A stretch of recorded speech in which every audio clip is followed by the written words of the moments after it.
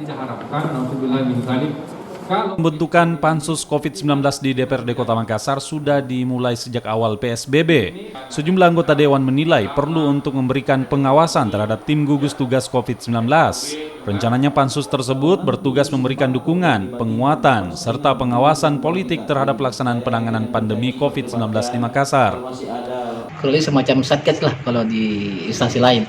Jadi nanti kita bertugas, tentu pertama kita akan mengawasi bentuk pengawasannya terkait dengan sejauh mana contoh misalnya peran daripada dinas kesehatan terkait dengan penanganan dari seluruh masyarakat yang terkena dampak COVID.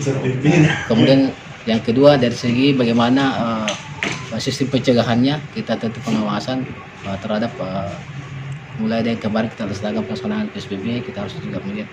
Sejauh ini 9 fraksi di DPRD Makassar sudah setuju dengan pembentukan Pansus COVID-19.